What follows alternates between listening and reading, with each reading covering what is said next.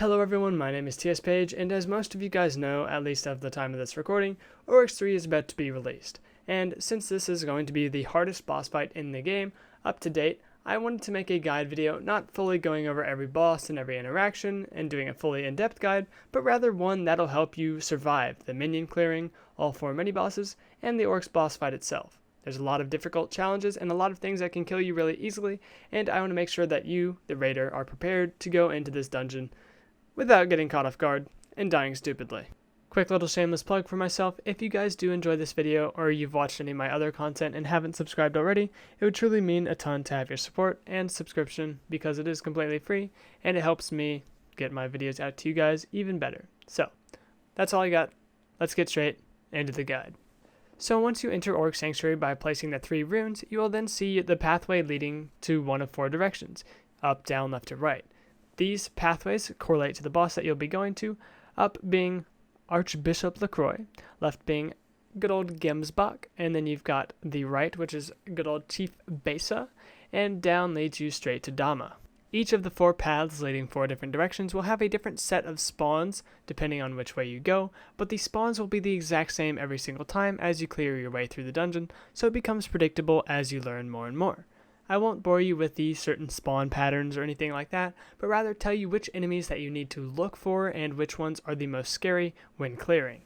So the first one that I'm going to cover is the one I like to call Ring Pop. Ring Pop, as you'll soon come to learn, will teleport. When he teleports, he shoots at a ring in all directions with shots that do over 100 damage and quite easily can pop you. He teleports into the group and can be hard to see from time to time as his actual shotgun doesn't do a whole lot of damage, so hence the name Ring Pop. Once he teleports away, he fires that ring out and is quite keen on popping characters.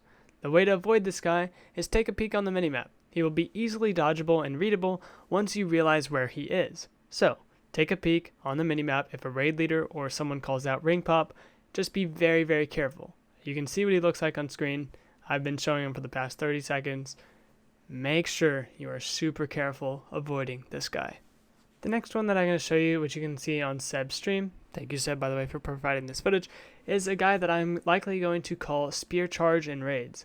Rather than it being a name for just him, it is what he is and what he's doing. He holds a spear and he will charge at the group, doing a lot of damage if he sits on you and you want to be very aware of him at all times.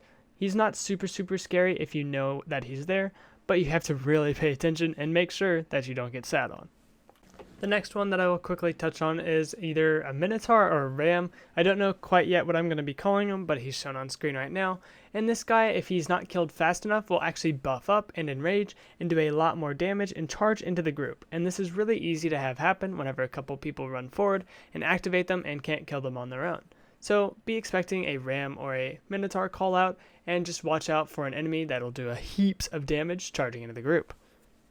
So the next one is going to be Dark Boy. His name is certainly subject to change, as I know Dark Boy is a little bit of an interesting name, but it fits him pretty well. It's an all-black sprite from head to toe, and he holds a little brown shield. But what you really need to watch out for with this guy is a little AoE shot that kind of closes in around him. Once it reaches him, then it'll shoot out and do a little paralyzing shot, as well as he pretty consistently shoots out little black shots that do paralysis. You don't want to get paralyzed, obviously, because of all the high damage enemies in this dungeon, and the little beams that he kind of throws out and just shoots down on the ground, they actually don't paralyze you. And with a big group with heals, they're pretty not important. The next and final enemy I'm going to cover individually is Book Boy. Book Boy isn't too scary and can really easily be killed or bullied into a corner because of his pathing, but Book Boy is pretty obnoxious to deal with because he does do this larger green shot, which is slow, and the smaller green little line shots do sicken, so it is a good idea to actually try and avoid these shots because both slow and sicken are pretty bad in this dungeon. So those are the enemies I'm going to cover individually. All of the other enemies do still indeed pose a threat, and you want to watch out for them. There's one other enemy that teleports, some spawn large portals that can follow you around, but with a good group with heals, they're not as much of an issue, and I'm making this video more geared towards the general raider and the person who'll be doing this in those larger groups, rather than someone who's looking to become an expert, which I will have a video coming out in the future, which will prepare you better for everything. So, the first boss I'm going to go over is Gimsbach, and Gimsbach is one of the more easy bosses to really talk about, as there's not a whole lot that he does. To start, for the basically first half of his fight, he basically just teleports around the room, and you kind of just need to stand still as a group and shoot him whenever he comes near to you. It's pretty pointless to chase him because of how quickly he teleports around the room, so wait for him to come to you, pre-aim your shots, and just do damage as you best can. Once he goes mid for a more extended period of time, basically he will do unstables. Unless they've changed something in the recent times, it's pretty safe to just sit on him during this phase because he shoots out unstable shots. While they do a lot of damage, you can just heal through them. And if you sit on him with unstables, you can still do full damage. Or, the much preferred alternative, if you have a Trickster in the group, slap a decoy on him, make those unstables shoot away from the group, and you'll be a-okay. At about half health to 1/3 health, he will shoot out 3 coins in a triangle pattern around him, one of which flashing darker than the rest. You're going to want to follow this coin as it zooms around the room in one of those, baseball cup games where you have to follow the correct one. If you can successfully follow the correct coin and kill the correct coin, you'll have a free damage phase, which will make the fight significantly easier. After this, he will begin teleporting around as he did similarly to the beginning of the fight, but rather than just teleporting around randomly, you must actually push up and actually damage him in order to push him to his next phase. So, go push him once, push him again, push him 3 times, and he'll go back to mid. Once he's back to mid, this is basically the end of the fight. Just do damage as a group here, and make sure you just dodge as many shots as you can. Group healers, do your thing, keep the group healed. Imp seals are very nice for this boss fight. Next up, we have Archbishop Le Croix, or whatever his name is. I don't know exactly how to say it, but I just call him Le Croix, like the water. Anyway, so for this fight, all you really need to do for the first phase is just kind of run up on the top side of the room. You have to shoot 3 banners on either side, and it'll activate him. And once he's activated, he'll spawn a wall of shots that kind of cover the back of the room above him, and then he'll shoot a bunch of different shots towards the group. Some of them being pet stasis, some green ones being quiet, and you just want to make sure that you can dodge as many of these as possible. If you have priest and pallies, making sure to avoid the quiet shots, then it'll actually be a very manageable fight, and melees can go in and get damage on this first phase. If heals are not sufficient though, then ranges, this is a very good phase to get some damage, and if you are a melee class, just stay out if you can't survive. About halfway through this phase as well, he will also start shooting out these walls of projectiles that shoot both forward and back towards the top and bottom of the room.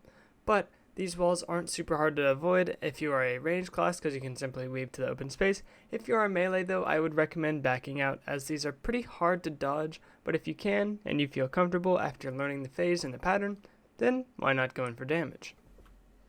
Next though, when he goes to middle, he's going to spawn these 4 candelabras that'll rotate around the room, shooting paralyzed shots towards the boss. So if you stand too close to them, you're going to be unable to move for a while. So what you do to combat this is simply just stand really, really close to the boss. That way you can rotate with his rotating shots and do damage. If you're a ranged class, you don't have to stand inside the candelabros because you can just damage them from outside. Ranges, this is your time to shine as this is a very range-friendly boss. Basically, the whole fight you can just stand back and pummel from a distance and dodge. And for melees, it's not so easy, but since you do have that higher defense, if you have an imp seal or some pretty solid heals, then you'll be absolutely fine to tank the majority of the shots.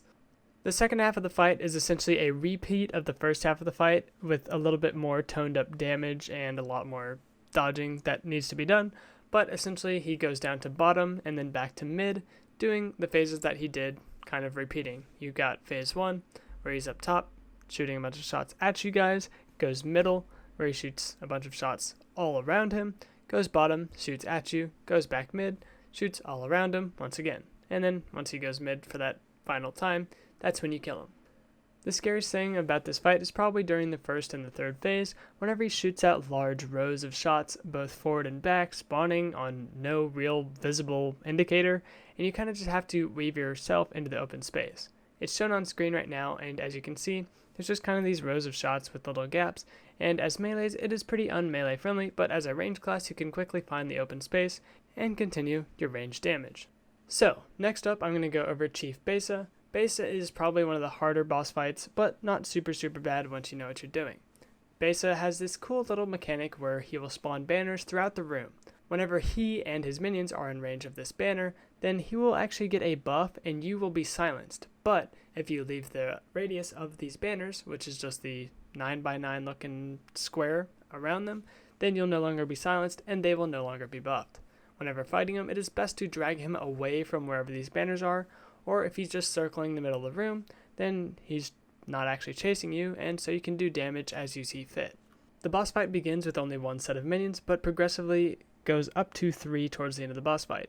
The extra sets of minions don't necessarily follow him directly, but can scatter randomly throughout the room or circle the outer edge of the platform. Either way, you want to make sure that you always have a tab, and if you're not doing damage to Besa himself, then, why not shoot some minions? Get some free accuracy, as well as make sure that less minions are shooting for more vital portions of the fight. The next thing that you want to look out for is Parrots. These Parrots do a lot of damage and can actually insta-pop you if they sit on you whenever they explode.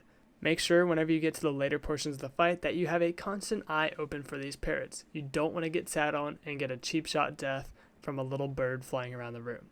Be very cognizant of these little birds and just be safe. Most of his chases are not directly at players, but rather kind of in a interesting, 3 tiles away, kind of moving near the player, but also chasing them. But towards the later phases of the fight, he will just straight up chase certain people down, similar to the last phase of the first boss in Fungal Cavern.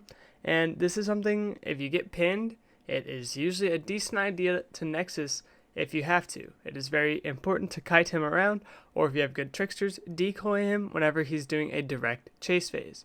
It's not too hard, and he does move pretty slow, but at the same time, if you get pinned against the water, be very careful and don't risk losing your character. And the last thing I'll say about Besa is he does have the most bullet hell style of fight, but since the platform that you have to fight him on is so big, it is pretty manageable unless you get pinned, like I just said. So, take your time, maneuver around the platform. If you have to run over the banners to make room to dodge, don't over scare yourself about it. Your pet will still heal you and stuff like that, so just quickly move over and get into a non-silenced area.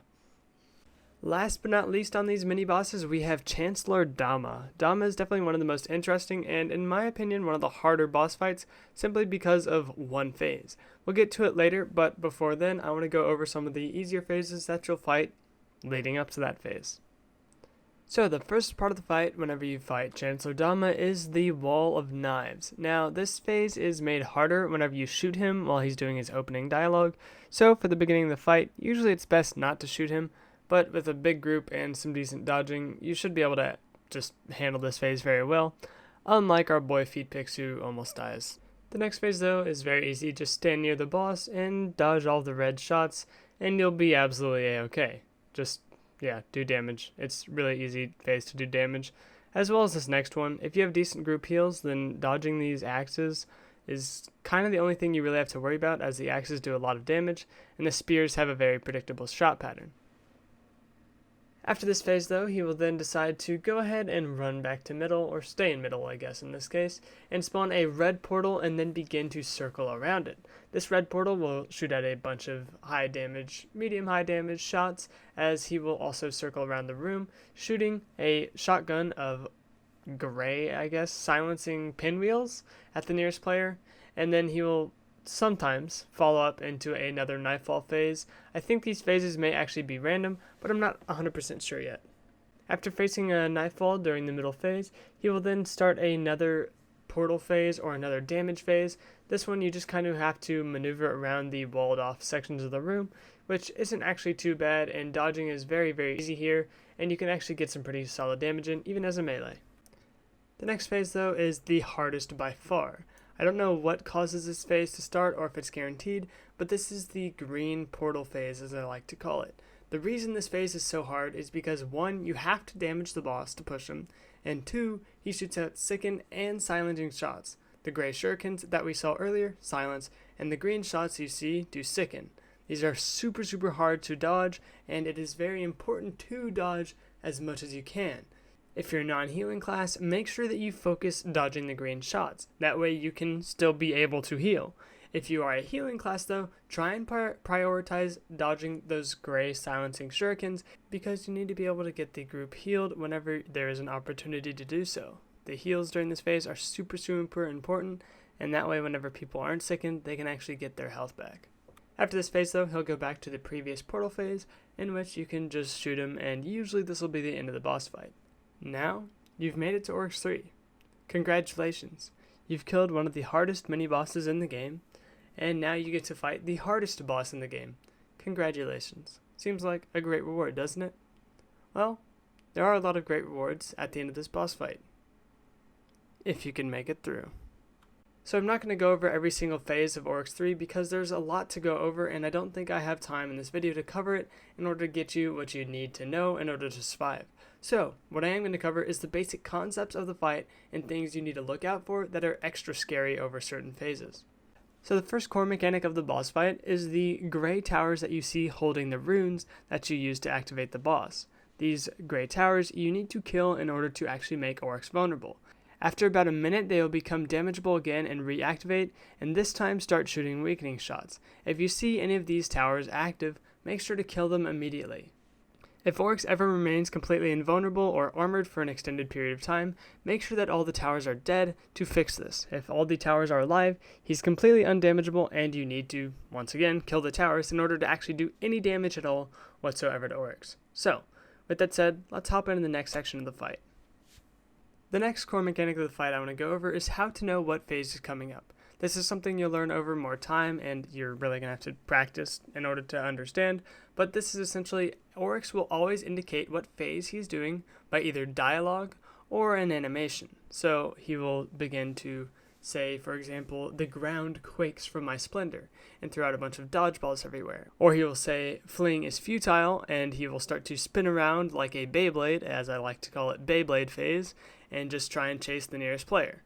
And just a quick little side note, if you do see Fleeing is futile, or you see him start to do the initiating animation for Beyblade phase, back up. just back up. Certain phases are a lot more melee friendly and a lot better for getting damage, and if you can manage to get enough damage in during a certain phase, you can initiate something called a stagger. A stagger is where you do a certain amount of soulbound or a certain amount of damage in a short period of time and manage to stagger him. Whenever you stagger him, he kneels over for about 3 seconds and will be completely damageable. You can EP him, deblade him, do anything like that without worry in the world. Now, as soon as he stands back up though, you want to get ready to back up and wait for him to start his next phase. The opposite mechanic of this stagger though is the counter. The counter is when Oryx lifts his shield in front of him, and if you see this, stop shooting immediately. It is very distinguishable because his shield is covering the majority of his body. If he does this, this means he is trying to initiate a counter. If too much damage is done while he has his shield lifted in front of himself, he will inflict a 30-second unpurifiable debuff on the whole room. This debuff can either be sicken, quiet, expose, or weaken. If you get exposed or weakened, you can kind of continue the fight as normal, just being more and more cautious with the expose, or with weakened, you're just going to be doing less damage. If you get sickened or quiet though, I would highly recommend backing away from Oryx and taking your time just to dodge and avoid anything that could come your way, because being either sickened or quieted is just super detrimental to the survivability of the group. During the first half of the fight, as you kind of have seen on screen, he is just his normal black and red color palette, but as you get further along to the fight, he eventually will become exalted. And when he becomes exalted, this is when the fight really gets hard. This will probably be around 2/3 of the fight, even though he's still at around half health by the time you get him here. Once he first turns exalted, the phases themselves won't be too much harder, as it's just pulling from the same move pool as before, and then just repeating them with more damage, until you get to Celestial. And boy oh boy, are you going to have one hell of a fun time doing Celestial for the first time. So, as a raid leader and someone who's done a lot of practice in theorizing on this phase, it's going to be one of those phases that'll likely kill a vast majority of the players the first time around, or at least require them to Nexus. So, how are you going to take on Celestial then? The first thing that you're going to have to worry about is the pet stasis shots coming from the outside of the room. So, from the outside, these pet stasis shots, you can either counter-rotate and weave in between them, or you can rotate with the opening, which every time they come around, there will be a guaranteed spot where they will open, moving slowly further, and further, counterclockwise. The reason dodging these pet stasises is so important during this phase is because the group will be permanently silenced throughout this whole phase. So, dodging these pet stasises is your only ways of heal unless you can get some outside consumables like HP effusions or snakeskin oil. Now, to actually dodge this phase, you're going to want to stand mostly relatively still. Of course, dodging the pet stasises, but whenever Oryx gets ready to run past you, you are going to want to stand relatively still and look and see where the shots are going to start lining up towards you. Go to open space. The shots are not super hard to dodge if you are expecting them and can look. Oh, there's a triangle here, kind of converging on this one point. If I go to the left, right, or in between these shots, I'm going to be okay. So, once you understand what's actually happening and what the pattern is for these shots, they're not actually too hard to dodge. Do not full rotate though. Do not counter rotate though. Take your time, take it slow, don't panic. It's going to be okay. If we have a good group like we will have at the Oryx Sanctuary Discord, which you should join in the description below, we will have snake oil and HP effusions and stuff like that in order for us to actually heal during this phase. So, come join Oryx Sanctuary. Join in the description below. Like, what are you doing? We're going to have the best raids out there. The last thing to note, though, is that there will be giant meteor beams, or whatever they're called, shooting down throughout the whole map during this fight, or this phase, and they will start to persist throughout the rest of the fight.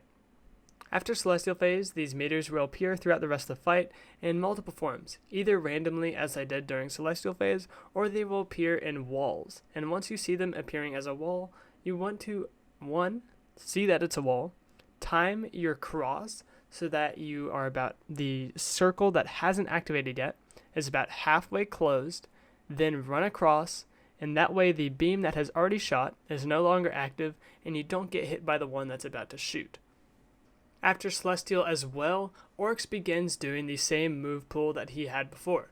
Same phases, just toned up as they were before Celestial, but now, instead of just kind of chilling and starting his phase wherever he previously was, he will run to mid, teleport to the nearest player, or just teleport to the nearest player, and actually just start the phase on top of whoever he was at. You have about a second to react, and if you don't get off of him, he will just insta-pop you. So, be prepared for him to teleport from player to player.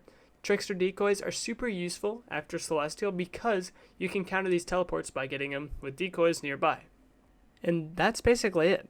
Those teleports and those harder phases are the rest of what you have to deal with for the rest of the fight. Then you're done, and you've got a chance at some truly, truly awesome loot. If there's enough demand for it, I will make a phase-by-phase guide on Oryx 3 describing the one dialogue that indicates each phase and how to best damage or avoid each phase. If that is requested down in the comments below, I'll make it. If not, then, well, I won't. Later on in the future, I also plan on making a fully comprehensive Oryx 3 guide, which will be much more intuitive and go into much more depth than what I've gotten to get out to you today. The whole purpose of this video, though, was to provide you a way to at least know what to expect when entering the dungeon. I know it ran over 20 minutes, and if you made it this far, you should be at least in a better headspace and better prepared for what you're about to tackle when fighting Oryx 3. So, if you did enjoy this video, please go ahead, leave a like, subscribe to me. It would truly mean a ton, and if you don't want to subscribe, I won't be too butthurt, just a little bit. But what I will be butthurt about is if you don't join Oryx Sanctuary. This is where I will be raid leading, as well as training people personally to raid lead and make sure that we have high quality runs ready to go for you guys on the release of Oryx 3. So, with all that said, thank you so much, have a great one, and peace.